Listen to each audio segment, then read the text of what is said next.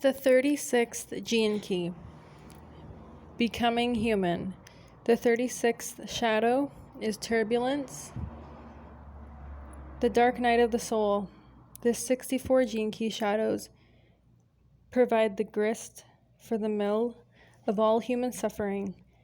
Each shadow provides a mythic challenge for humanity to move through, which at the individual level is fought within the physical battlefield of the body. The 36th shadow is an emotional battle that must be fought by every individual at certain points during his or her life. As a vibration felt across the length and breadth of our planet, this shadow manifests as a collective emotional turbulence.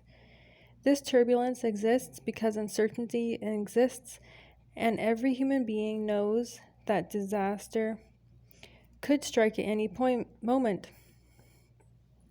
There is a great deal of heavy propaganda for this 36th shadow, particularly through the modern mass media.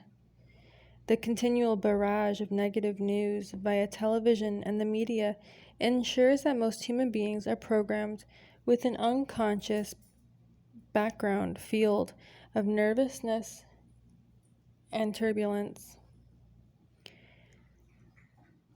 At a certain point in history, the 64 patterns or hexagrams of the Chinese I Ching were adapted for the purpose of divination and for predicting cycles within time. It is the modern use of the I Ching as an oracle that is so popular today. The ancient sages noticed that when certain hexagrams were drawn, they indicated periods of intense crisis or danger. The 36th hexagram was one such hexagram, and thus it was given the ominous name, the darkening of the light.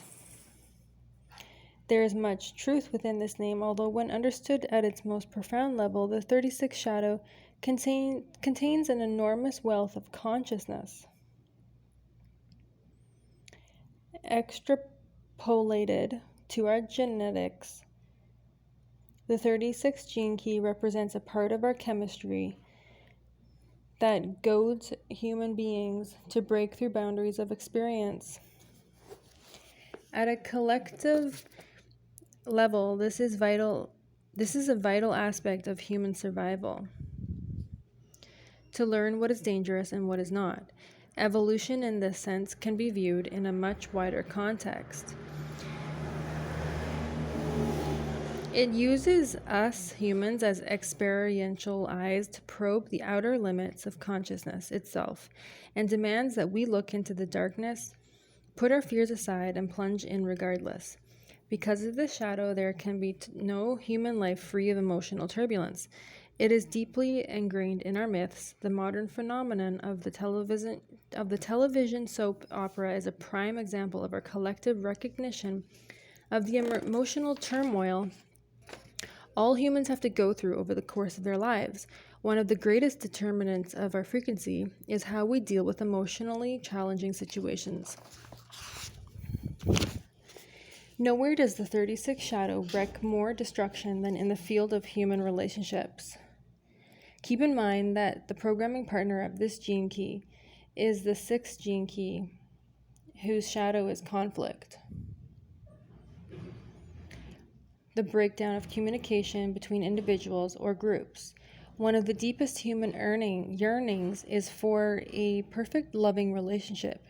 It is a yearning that has been with us since the beginning of time, and the journey towards this ultimate dream of ours begins here in the 36th shadow. The journey begins, as do so many of our myths, with the challenges of our sexuality and with the guilt that follows it. At a low level of frequency, the 36th shadow manifests most strongly through our sexuality, where it becomes sexual lust. Sexual lust is simply a low-frequency expression of the evolutionary urge to break through another boundary of experience. Lust itself is an incredible chemical turbulence felt within the body. When it presents itself, it can create all manner of emotional disturbance in your life. Seen without a moral connotation, lust is a very pure energy. Whether you try to resist it or yield to it, one thing it does is make your life more interesting in terms of your experience. This is exactly the purpose of the 36th shadow, to create an interesting storyline to your life, thereby pushing you forward. However, at the lower levels of this shadow frequency, human beings can go through suffering after suffering until they finally begin to evolve. The problem at low levels of frequency is that the patterns perpetuate themselves. With the 36 shadow, lust can be suppressed, causing illness, or it can be expressed, causing guilt and or deception. Lust in itself is not a negative energy, but is dirtied through entanglement in human morality. Sooner or later, all human beings must raise their frequency in order to escape being victims of these shadows. When this happens, problems such as sexual lust cease to be problems. Because lust in itself is not a negative energy, but is dirty through entanglement in human morality.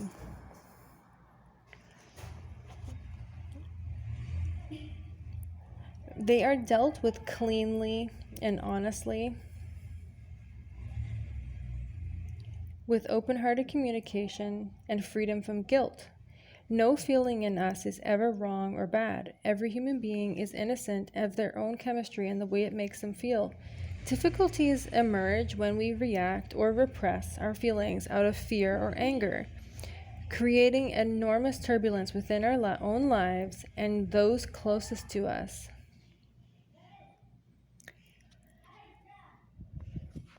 Among mystics, the 36 shadow has long been known as the dark night of the soul. It is an archetype within human beings that pulls us towards the unknown and that draws the unknown towards us.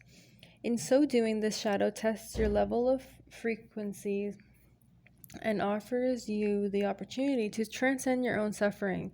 It tends to draw crisis towards itself like a magnet. If you do not break out of your own victim patterns, but continue to resist your true nature, you will keep being shown the same lessons again and again until you learn from them. The potential suffering that exists on account of this gene key is part of a genetic family known as the Ring of Divinity. This is a quite beautiful revelation. Each of the 4 gene keys within this codon group has the capacity to awaken the highest consciousness inside you. Being ally to the grace of the 22nd gene key, these 4 archetypes bring intense emotional experiences and challenges to your life.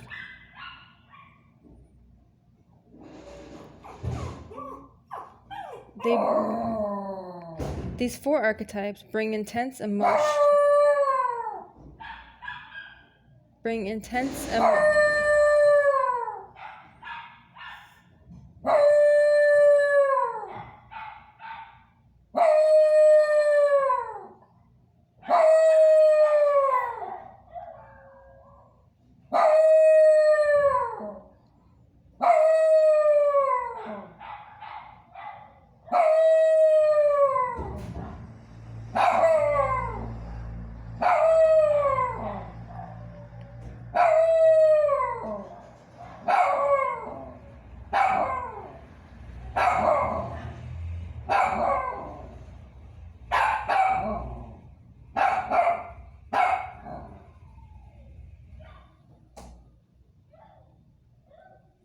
These 4 archetypes bring intense emotional experiences and challenges to your life.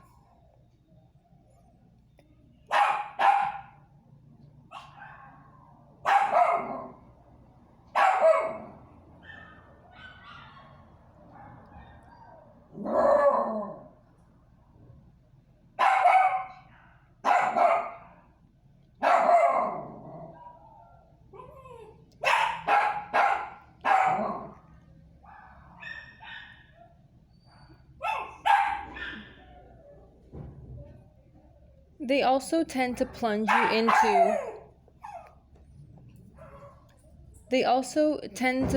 you into a deep dark night in which you are riddled with self-doubt. the 63rd shadow. Ultimately,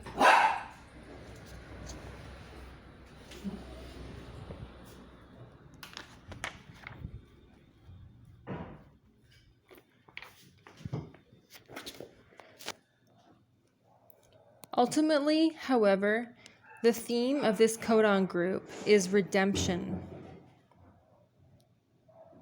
As you allow yourself to be purged by the power of your own suffering,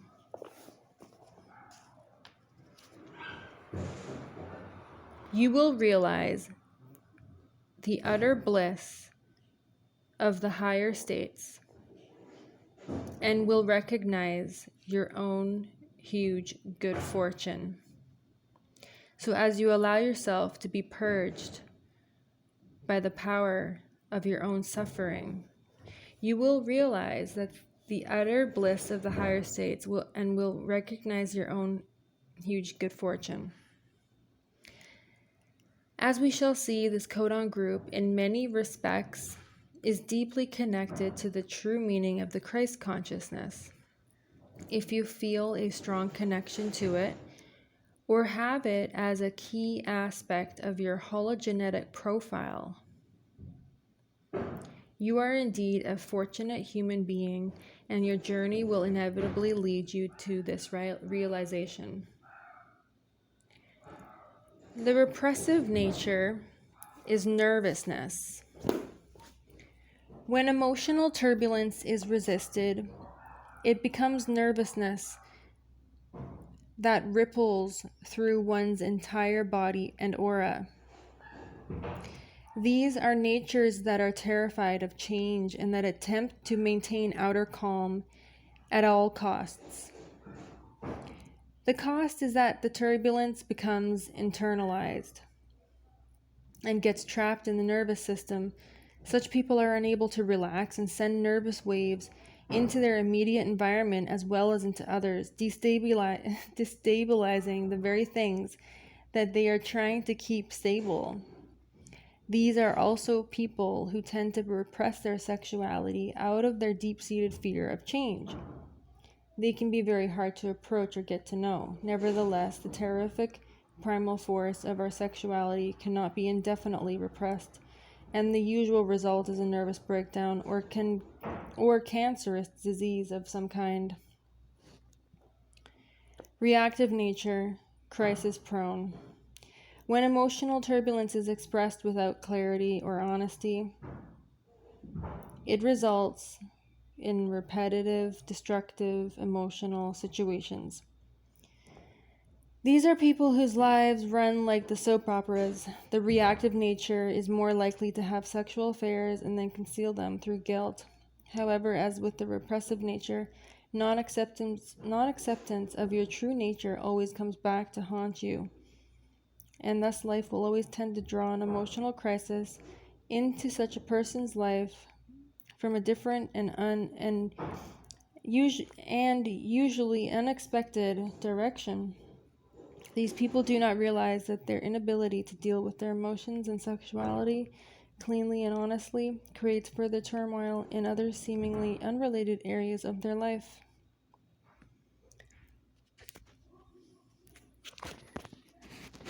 The 36th gift is humanity. The spirit descending.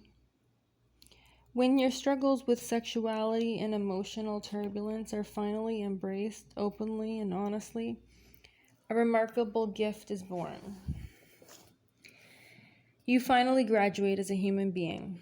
This 36th gift is the gift of humanity, and this is what human suffering is really all about. It is our suffering that connects us all together. It opens up your eyes beyond your self-obsessions and forces you to evolve beyond your selfishness. To be a fully integrated human being means to begin to transform your own suffering and open your heart to life. A person with the gift of humanity is a person who truly understands human emotions and who consequently understands all people.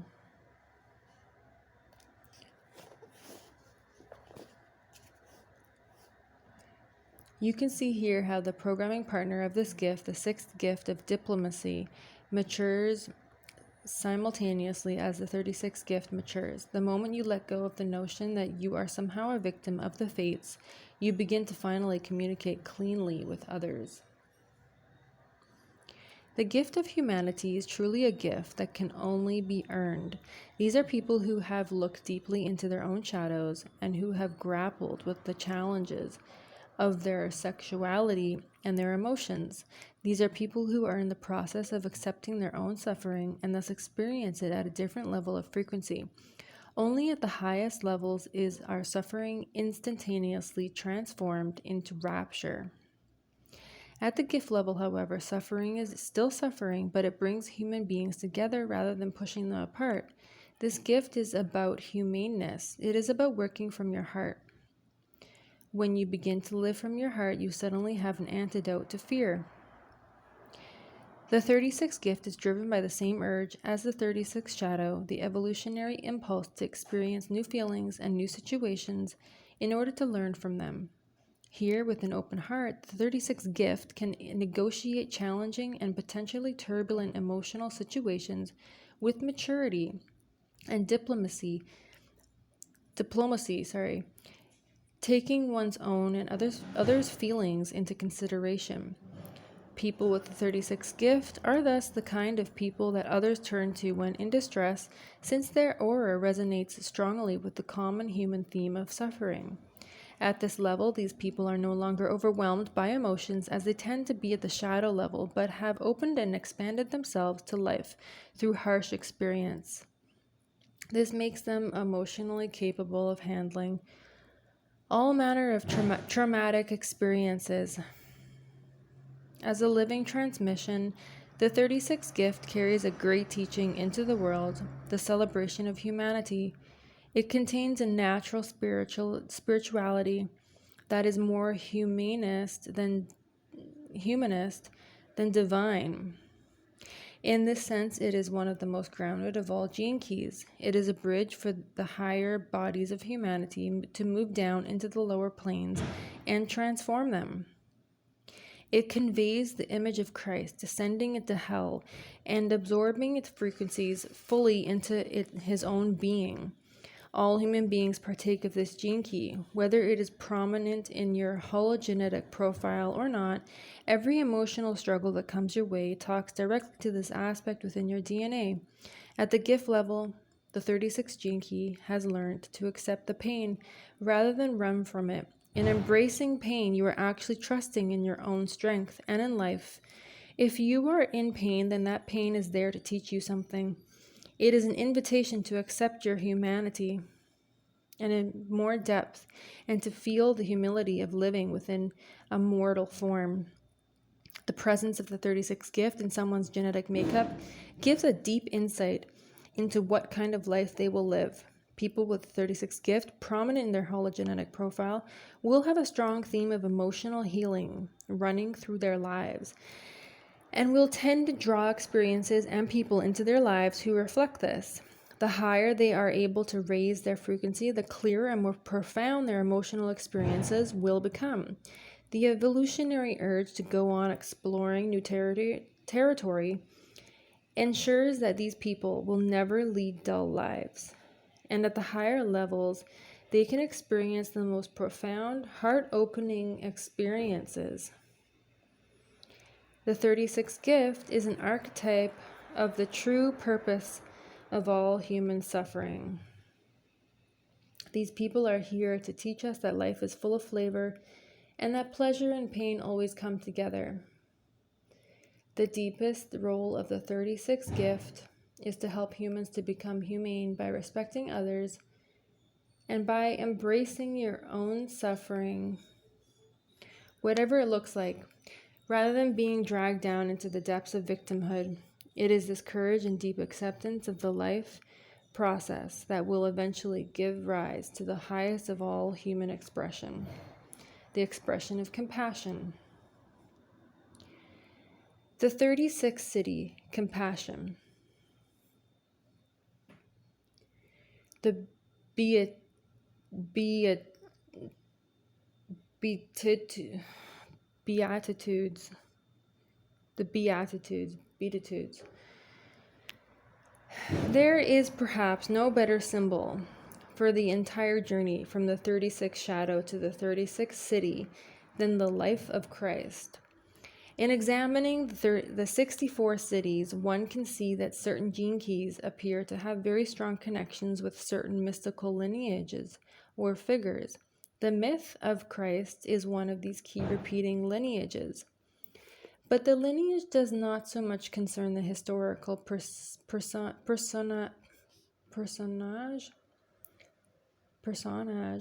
of Jesus himself as the frequency represented by him.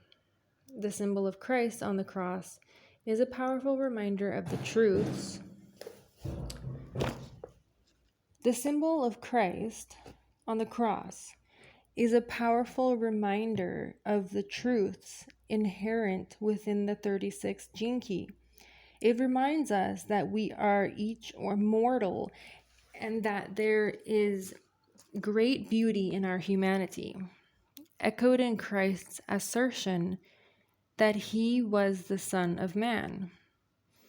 People who do not understand the true relevance of the symbol of Christ on the cross may see this as an inglorious representation of God. In most religions, the prophets or gods are seen as powerful, beautiful, or awesome, whereas the figure of a man dying helplessly on a cross appears to be a deep representation of a victim state of consciousness. However, it is this aspect of Christ that makes him such an approachable figure for so many people. The very fact that he is suffering makes him more human. This approachability is what sets the 36 cities so far apart from many of the other manifestations of the Siddhic level of consciousness. This is a city that spans the chasm between man and God, between being a victim and being enlightened.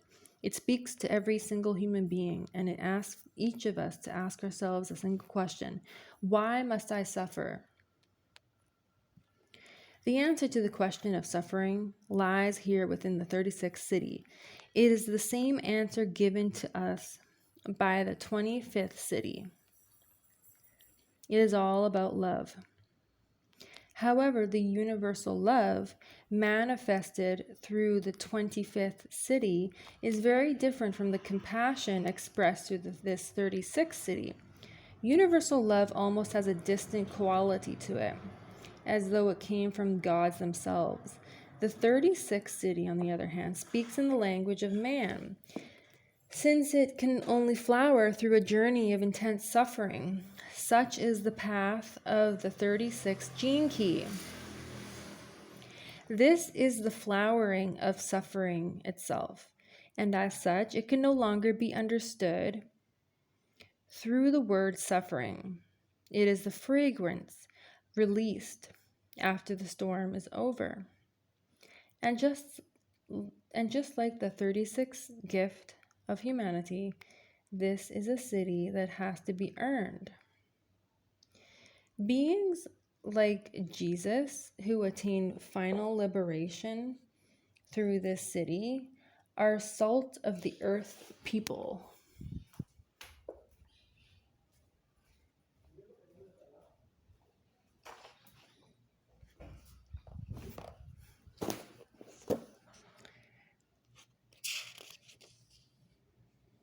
They are burnished over and over again through the trials their life brings to them, and once they have made that magical step away from seeing suffering as negative, it stops being so. It actually becomes their muse. At the Siddhic level, your own suffering becomes so universalized that it encompasses all humanity. All boundaries of self dissolve. Suffering and compassion merge into one as your human heart explodes with the feelings of all human beings. Their pleasures and their pain, their aches and longings, their vices and their virtues. At this Siddhic level, as the programming partner of the 6th city testifies, Peace reigns supreme. In every mythic journey, there must always be a final trial, a moment of utter hopelessness and helplessness, like Jesus hanging bereft on the cross, crying out in agony to his God for understanding.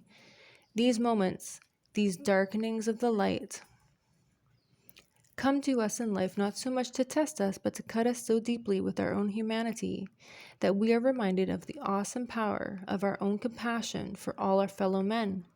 Such trials give us the opportunity to make huge evolutionary leaps out of our shadow states and into the higher frequencies. There are many traditions which speak of this city in terms of miraculous transformations made by truly evil beings. Let me repeat.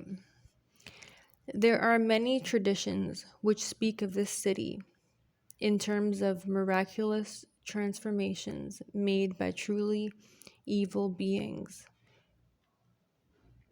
who in a moment of utter horror and complete surrender make the leap straight from the shadow state into the Siddhic state. This is one of the very few gene keys that allows such miraculous leaps of consciousness. Those in whom this city has awakened tend to keep moving into those areas of life where the light is most darkened. They usually flourish during periods of crisis or war, or live and work among the poor and the wretched. The 36th city goes on longing to explore the frontiers of consciousness within form, and after a certain point it ceases to care or identify with its own security at all. Anyone manifesting the 36th city has at some point sunk into such a dark space of helplessness themselves that it is impossible for them to experience anything as intense again.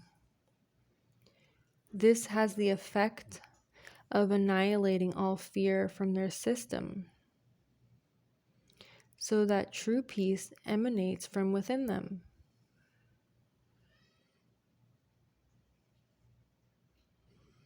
The simple presence of such people and the look in their eyes or the softness of their voice can trigger all manner of so-called miracles in those whom they meet.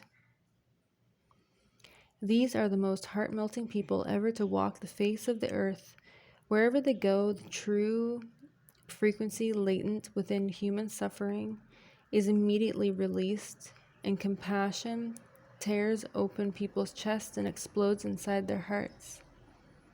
Even the darkest of natures can be instantaneously brought to tears through the presence of the 36th city. With the above in mind and held softly in your heart, perhaps you may come to a deeper intuitive understanding of the true meaning of the Beatitudes. These famous words of Jesus uttered in the Sermon on the Mount. Blessed are the poor in spirit, for theirs is the kingdom of heaven. Blessed are those who mourn, for they will be comforted. Blessed are the meek, for they will inherit the earth. Blessed are those who hunger and thirst for righteousness, for they will be filled. Blessed are the merciful, for they will be shown mercy. Blessed are the pure in heart, for they will see God. Blessed are the peacemakers, for they will be called the sons of God. Blessed are those who are persecuted for righteousness, for theirs is the kingdom of heaven.